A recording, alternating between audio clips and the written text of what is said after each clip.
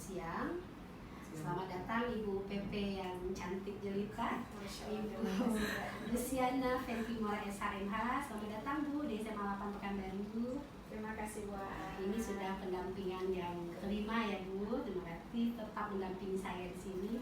Terima kasih Pak JJ. Ini adalah coachingnya.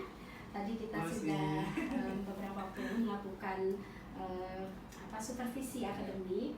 Jadi kini mau nanya nih tentang, sebelumnya kan sudah ada ya kita pembicaraan tentang supervisi. Supervisi juga sudah dilakukan, Ibu siap melakukan supervisi dan alhamdulillah hari ini kesempatan pasca supervisi akademik. Oke Pak JJ, boleh ya kita tanya-tanya? Oke, boleh. Oke Pak JJ, bagaimana perasaan Bapak setelah kita melakukan proses BBM tadinya untuk dilakukan pada saat tadi, apa sih yang Bapak rasakan?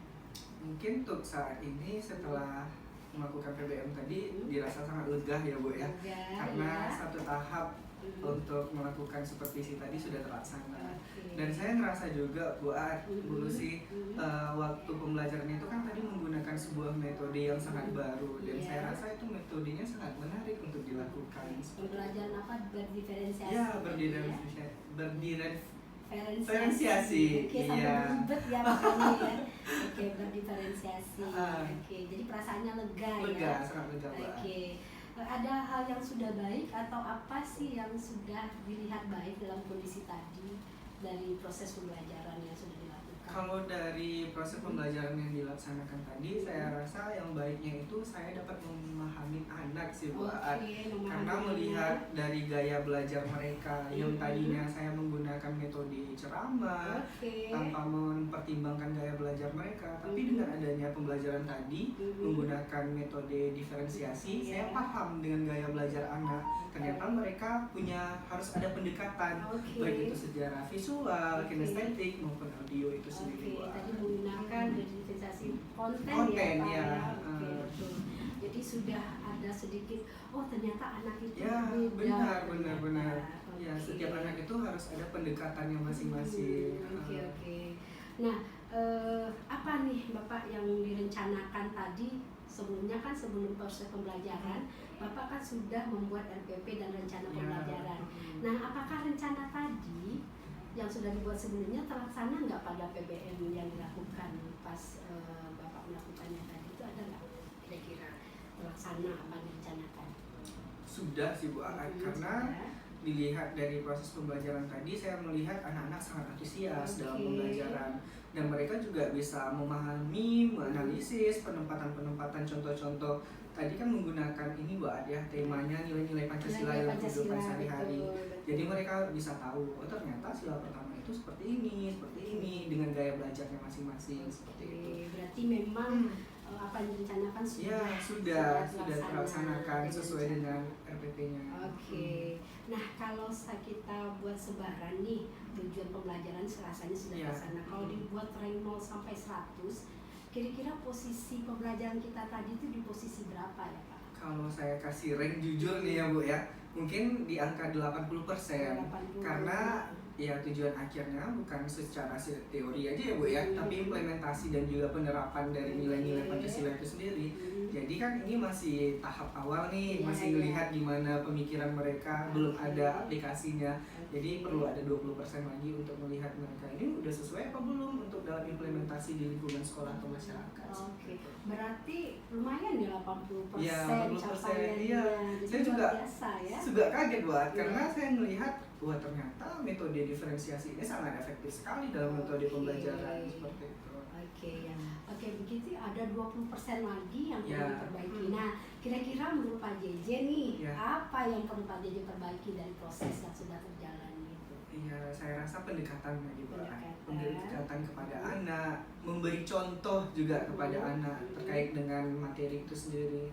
Terus juga mungkin dari segi saya sendiri ya Bu, perlu adanya pembenahan diri untuk memberikan metode-metode diferensiasi itu lebih baik lagi ke depannya. Mungkin dari Bu tadi melihat saya mengajar di PBM, mana tahu ada saran atau kritikan boleh juga Bu untuk ke depannya lebih baik lagi seperti itu. Oke Pak JJ, kita di sini kan Pak Jeje nasihat Yeah, setara ya. yeah. Saya di sini bukan mengkritik, Yeah. tapi tepatnya memberikan masukan. Yeah. Kalau kritik nggak enak ya, nggak enak siapapun Yeah. yang dikritik. Jadi masukannya mungkin tadi itu ice breakingnya mungkin dibanyakin gitu, biar suasana lebih hidup. Kan ada juga pendekatan untuk stop tuh bagaimana KSE diterapkan. Jadi bagaimana anak tadi sebelum belajar itu nyaman dulu. Dan itu perlu supaya lebih hidup lagi. Tadi udah hidup udah bagus sekali gitu. Tinggal mungkin ditambahkan mungkin dari 80 tadi bisa jadi 90 karena ada KSE-nya. Iya benar. Jadi bukan kritikan ya, Pak, ini benar. masukan karena memang kita ini setara, tidak ada yang lebih baik. Saya membantu Bapak untuk memberikan masukan saja. Oke, terima kasih Bu. Oke. Nah, kita lanjut Pak Jeje. Boleh lanjut Bu. Oke. Nah, kira-kira nih kapan sih rencana kedepannya untuk perbaikan ini bisa Bapak lakukan? Karena mengingat kan Bapak sudah melakukan satu hal yang baru, satu hal yang luar biasa. Bagaimana Bapak sudah mulai mendekati anak, Bapak juga sudah membuat rancangan pembelajaran yang memang sesuai kebutuhan anak. Nah, untuk melengkapi itu semua, kapan sih kira-kira waktunya yang Bapak Jeje rencanakan? Kalau untuk perbaikan secara pribadi, terlebih mungkin ke saya dulu ya Bu ya, karena saya adalah orang yang bakalan memberikan metode itu sendiri. Kalau untuk pribadi saya sendiri secepatnya sih Bu. Tapi kalau untuk penerapan dalam proses pembelajaran semester depan mungkin saya akan menerapkan ini lebih baik lagi untuk peningkatannya seperti itu. Oke, kalau boleh saya simpulkan, Bapak sudah merencanakan nih Pak ya untuk kedepannya untuk melakukan pembelajaran yang berpusat pada siswa. Iya benar. Gitu ya Pak ya. Benar Pak. Oke. Dan yang terakhir Pak Jeje, ini mungkin sebagai penutup kita ya Pak Jeje, karena udah bicara lama juga. Siapa yang bisa Bapak bisa misalnya dalam menerapkan kasus ini, menerapkan pembelajaran ini, siapa sih yang bisa Bapak minta tolong atau mungkin membantu Bapak menerapkan metode yang nantinya Bapak lakukan? Mungkin ini bisa dibantu dengan ya teman-teman guru-guru mapel sejawat yang lain, dan juga memberitahu mereka bahwa metode diferensiasi ini adalah metode yang baik untuk diterapkan.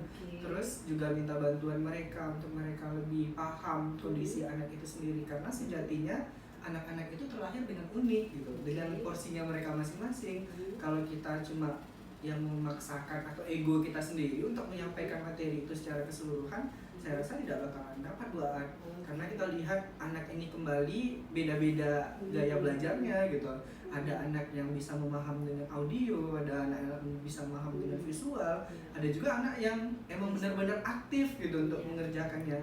Jadi ya kembali lagi, yang bisa membantu saya untuk bisa menerapkan ini lebih baik tentunya teman-teman sejawat yang mempraktekkan ini ke anak-anak itu sendiri dengan melihat gaya belajar mereka, karena sejatinya anak itu unik.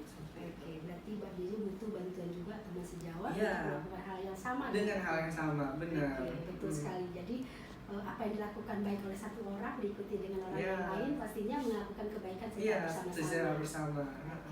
Oke, Pak Jeje, terima kasih sudah luar biasa. Supaya nanti ke depannya Pak Jeje bisa mengembangkan lebih baik lagi, dan kita bergerak bersama untuk mencapai Indonesia lebih maju. Saran dan kritik juga diminta ya Bu. Oke, thank you Pak Jeje. Assalamualaikum warahmatullahi wabarakatuh. Waalaikumsalam.